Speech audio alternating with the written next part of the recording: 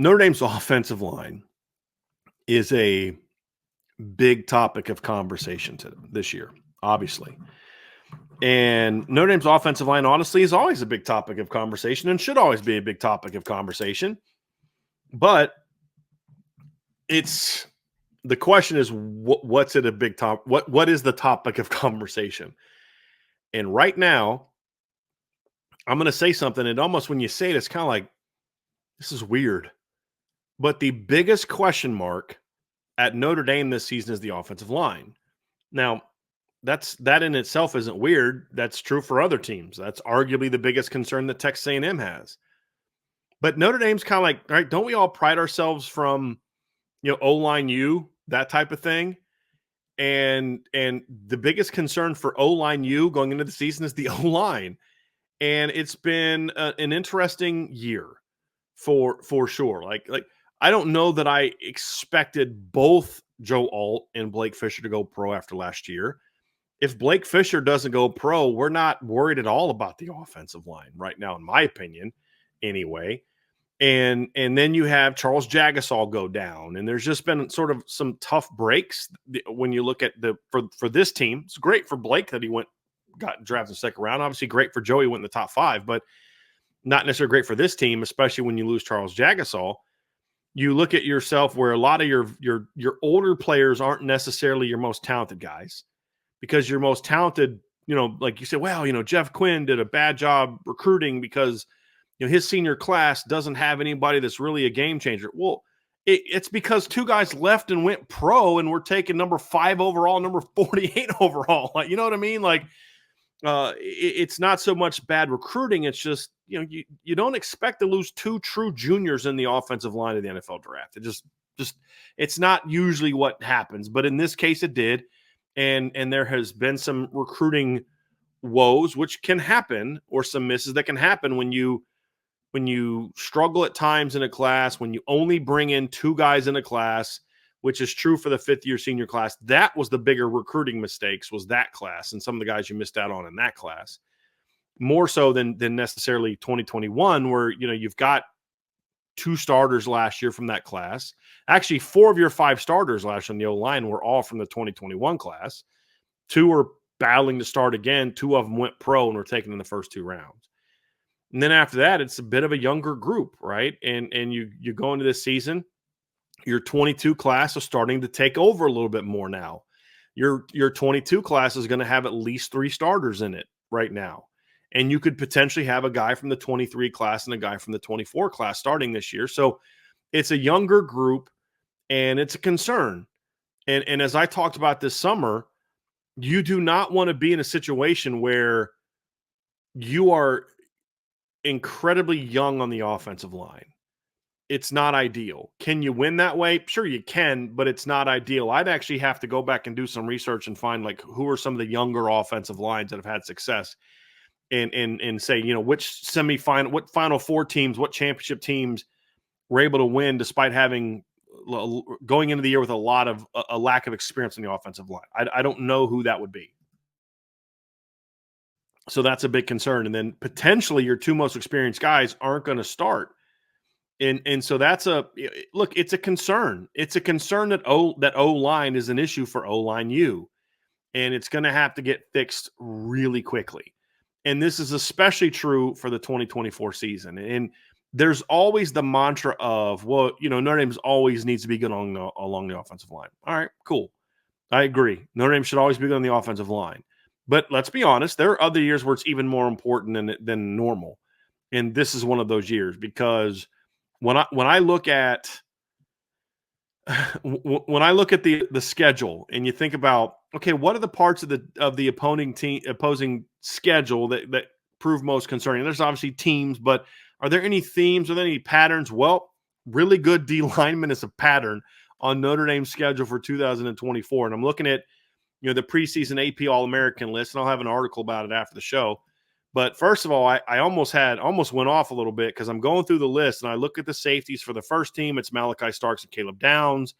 Then I look at the safeties for the second team, and I'm like, it's Dylan Theineman and Billy Bowman. Like, did they seriously not have Xavier? Okay, Xavier Watts is listed as a defensive back.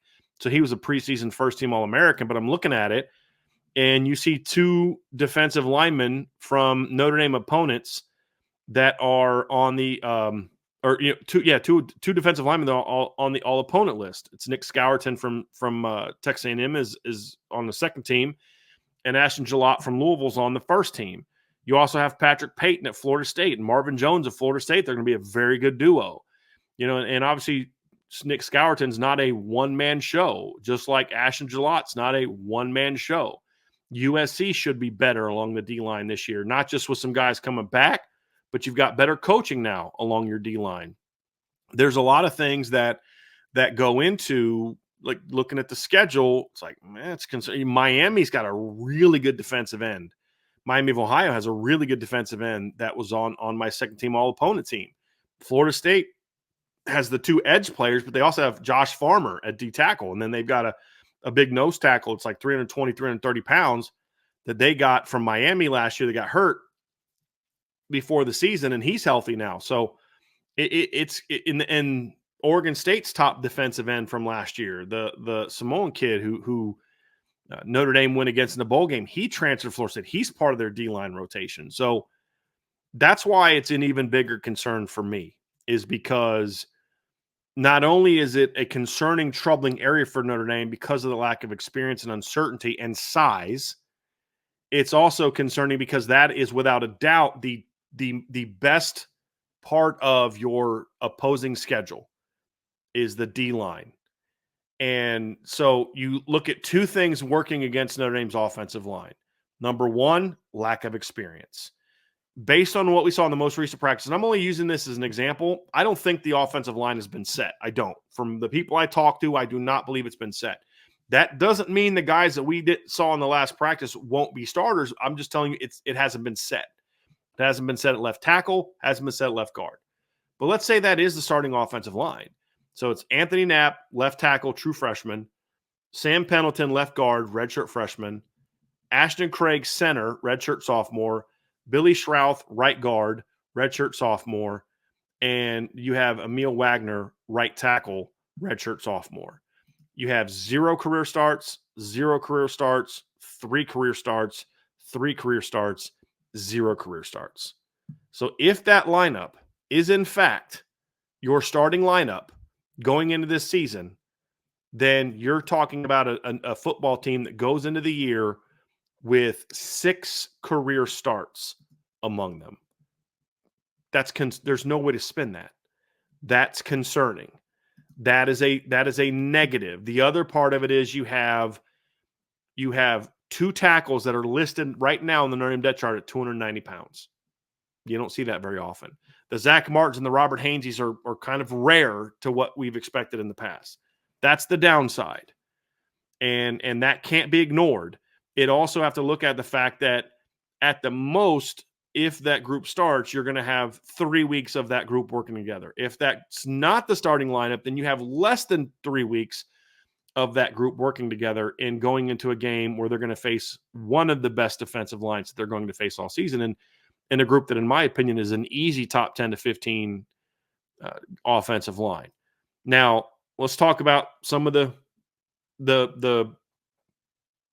issues for this, because I'm going to start off with what's the bad news, and then we'll get into what I think is the good news and what all this means.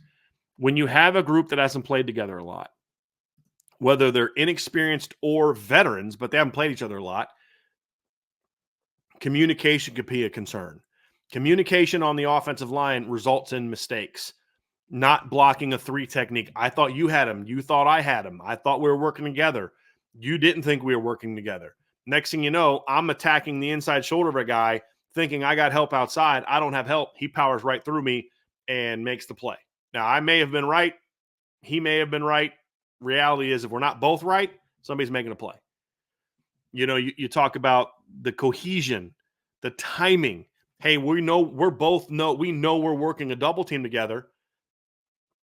But the more you do double teams together, the more your timing works. It's like pick and rolls, right? Like if you're a basketball fan, pick and rolls, man. Like, man, people have been playing together for a while, and those pick and rolls, man, they are rocking and rolling. They're setting picks. I mean, there's just I know whether to bounce it, throw a dart, lob it up. Are you gonna dunk it? I mean, it's the same pick. First day that they were doing pick and rolls together, probably didn't go that well, right? It takes time to get that, timing down to where that feel of, hey, I know when to leave and go to the next level. I know when to leave to get off to that linebacker. Sometimes you leave too soon. Sometimes you leave too late. And in a matter of, in football, if you leave a second too soon or a second too late, that could be enough to blow the play up. That's why there's a lot of concerns about why a young offensive line and a group that hasn't played together a lot is a concern. And, you see that in the opener against the team they're going to face. It's a problem. It's certainly a problem. Now, on the flip side, let's talk about the good. Number one, this is still a talented group. Yes, it's undersized, but it's talented. You start with Anthony. I'm just going left to right. Start Anthony Knapp. Now, I had Anthony Knapp graded as a 3.5-star player last year coming out of the season. I believe Ryan had him higher as a top 300 caliber guy. A 3.5-star for me is like that low 4-star, not ranked in the top 250 kind of 4-star. My upside grade, however, was 4.5 star, which is that of a top 50 player. Now, I didn't think that he was going to play tackle because that's not what they recruited him to play. But there's a guy that's got some talent. I'll just kind of read you what my evaluation of him last year was. Said I wasn't high on Knapp when he originally committed to Notre Dame, but his senior film was more impressive. Knapp is an athletic lineman. There's no doubt about that. And he showed me a lot more physicality as a senior. Knapp plays with an edge, and he will battle in the run game. He's undersized, and that's my biggest concern and why he grades as the lowest ranked player in the offensive class. His overall skill set is good, which is why his upside grade is high. Knapp does have really long arms for a guy who isn't that tall, which combines with a strong athletic profile and quickness to make him an effective edge player in pass protection. I just want to see him bend his knees a little bit more. And so there's a lot to like about him, but the size was a concern. And he's still at 290. It's still a concern. But the upside was high. You knew that if the weight doesn't become an issue, this kid has a chance to be very good. That's almost identical to my evaluation of Emil Wagner. I had Emil as a 4-star top 250 player with a 5-star upside grade. And, you talk about the talent and the athleticism and the natural power. The concern was, could he get big enough to hold up? But a 5-star upside guy. No doubting the upside. Let's go to left guard. And the player that I had at left guard this past season. Actually, let me just make sure that grade for Anthony Knapp was updated. Actually, I believe that it was. Yeah, 3.5 star, 4.5 star. All right. Then we go to Sam Pendleton, who had great senior film. Graded him as a top 200 recruit coming out of high school, 4-star player, 4.5 star upside grade. Guy that I was very high on. A guy that I liked quite a bit coming out. His athleticism popped more as a senior. He was always powerful.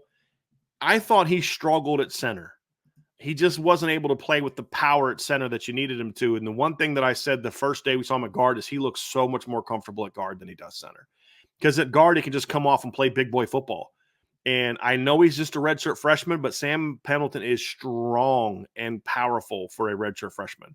He is a guy that is like, I'm not concerned about Notre Dame's size inside. Right? That's not one that I'm overly concerned about. I'm not concerned about Sam Pendleton's size. It's the tackle position where I'm concerned about the size. Sam Pendleton by Notre Dame is listed as 6'4", 305. He may be a little bigger than that, but he's a strong player that's a lot more mobile when he's playing guard. But again, another guy with 4.5 star upside coming out of high school. Then you move to Ashton Craig, another guy, very similar profile to Anthony Knapp. I graded him as a 4-star top 250 player, 4.5 star upside. Again, that of a top 50 player. And he's a guy that the question was going to be, could he gain and keep the weight and play at a higher weight? And obviously Ashton showed last year he did that. So 4.5 star upside, 4.5 star upside, 4.5 star upside. And then you get to right guard, and it's the best player of the bunch.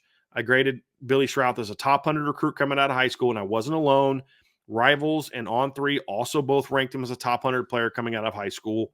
Guy that's got everything you want. He's got size. He's got power. He's got athleticism. Notre Dame lists him at 6'5", 315. She's a shade under 6'5". He's probably 6'4.5", 315. Moves well. His quickness pops. He plays different than other guys, and is another guy that when you look at your two guards, you've got big physical, get after it, run game players at guard. If Sam Pendleton's that guy, if Rocco's that guy, it's the same thing. But the difference between Sam Pendleton and Rocco and Pat Coogan is Sam Pendleton's more athletic than those guys. Billy's significantly more athletic than those guys. And then at right tackle, you've got Emil Wagner, who I gave a 5-star upside grade to. So the con is you're young, you're inexperienced. That's a huge con. The pro is that, yeah, but you're talented. There's a lot of talent there. Which of those dominates as the season goes on is going to determine how good this line can be, flat out. But here's the other thing that's you got to talk about when we're having this conversation. And you look at it and say, why is Notre Dame making this decision? What was it that we criticized Joe Rudolph for last year? Well, I'll speak for myself. I don't know what you guys did. What was my biggest criticism of Joe Rudolph last year on the offensive line? And there were several that I lobbed his way. The biggest one was I don't think he had real competitions. I think he went into the season and just said, we're going to start the veterans. We're going to start Rocco. We're going to start Coogan. Even though I thought by far Billy Strouth was their most talented offensive lineman. We're going to start Zeke Correll at center. We're going to start Coogan and Rocco at guard because they're veterans, they're juniors, they know what they're doing. They know the offense better than Billy Strouth and Ashton Craig and the other young players. They know it better, right? And I hammered him for it all year, and I complained about it. I said, you need to have a plan. You should have had Billy Strouth working in, et cetera, et cetera, et cetera. That was the beef, right? And then all offseason, I said, again, I'm speaking for myself, I said, I don't care who starts as long as there's an honest competition. That's all I care about. My fear is that he was just going to plug the veterans in there again and play them, right? When Jagusah went down and it was assumed that Tosh Baker was going to be the starter, everybody was fired up. Well, you're just putting in the veteran. Why aren't you doing this? Why aren't you doing that? Well, isn't Joe Rudolph kind of giving us what we wanted, or at least what I wanted, and maybe people who felt the same way that I did? Look, we were pissed at him last year for just playing veterans that maybe weren't that good. You can't then get pissed at him again when he's just playing a bunch of young guys who are just way more talented than the veterans, right? You can say, well, maybe there's a happy medium, but there really isn't on this roster. There really isn't there isn't that, okay, well, let's just go settle for the redshirt junior or the redshirt sophomore that is better than this guy. Well, that's not the case. This is where we're at. Because if you're not going to play one of the two seniors at guard, your options are two redshirt freshmen. Well, really three redshirt freshmen, Sam Pendleton, Sullivan Absher, or Christopher Tarrick. That's it, unless you want to play a true freshman. So when I look at it, it's like, isn't this kind of what we wanted, or at least what I wanted? I know some of you didn't agree with me on that, and that's fine, and we'll find out. But my whole thing was play if it's close, play the more talented player. Now, if there's a huge gap, you play the veteran who gets the job done. But if it's close, you play the younger player. That's kind of what I wanted. Play the talent. And that's what he's doing. He's playing if this is the route he goes. Now, for all we know, you go out there against Texas A&M and your starting offensive line is Tosh Baker at left tackle and Pat Coogan left guard. That could very well happen. And then we'll be complaining about, well, you're not starting the more talented player. And that's just kind of where we're at with this. So I'm actually somewhat encouraged by it. I had a bit of a different take when I saw Pendleton and Anthony Knapp out there.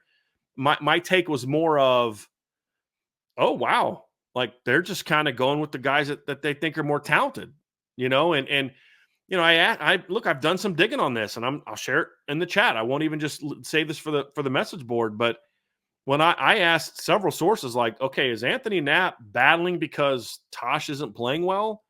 Or is Anthony Knapp just playing that well? And the answer was, this has nothing to do with Tosh Tosh has done everything we expected him to do. Anthony's playing that well. He's been far more consistent than you would expect a freshman to be. And I was also told this by someone close to the program. He's already one of their three strongest offensive linemen, which shocked me. Like, you can watch film and see that Anthony Knapp has some strength to him. But I was three strongest offensive linemen on the roster already, which is kind of surprising. And it's not because other guys don't throw weight around, but it's more so he is exceptionally strong, which you look at him, you wouldn't expect it. He's not like huge upper body, but I was told he is very strong and he's picked it up very well. And we always knew he was athletic. And then you look to Gerby, and his situation is like he's starting to come along. He's not there yet, but he's coming along. I asked about this. Is Gerby not what you hoped he would be? He's like, no, Gerby's doing really well. The difference is Anthony had a whole spring and winter, spring, and summer to kind of get this down. Gerby's learning this all new, but he's made great strides in the first 3 weeks. So he's coming along. He's now working with the twos exclusively at right tackle. Maybe there comes a time when they've got to move one of those two guys to left tackle if Anthony Knapp can't get the job done. But for this reason right now, I do believe Anthony Knapp is a legitimate contender at left tackle. And from what I've been told, now again, I'm just telling you what I'm told. I don't know if this is true or not because I'm not there. I'm just can tell you what my sources tell me, and the sources I talk to are people that I've known for a while that I trust that usually shoot me straight. And that is, it's not really a negative against Tosh. It's just he's been that good. They started tinkering with the inside. They wanted to get Pat Coogan some crossover reps. And so they wanted to get him some center reps because originally it was viewed, and this is what I love about this. It was originally viewed as, Rocco, Coogan, and Schroff are your 3 guards. And then you've got Ashton Craig at center. That 4 is your most ready to play group right now. And Sam Pendleton was well behind where he needed to be to help you at center. So they started cross-training Pat Coogan at center. And when they would cross-train Pat Coogan at center, they would then put Sam Pendleton at guard where he was cross-training at guard, and he looked really good. And he looked really good at guard. And so it's kind of like, okay, we were doing this maybe for a different reason, but this kid's playing really well. Let's give him some more snaps. And the more snaps he got, the better he looked at guard. Now, I won't be shocked if Sam and Pat are still both cross-training a little bit because you need to do that.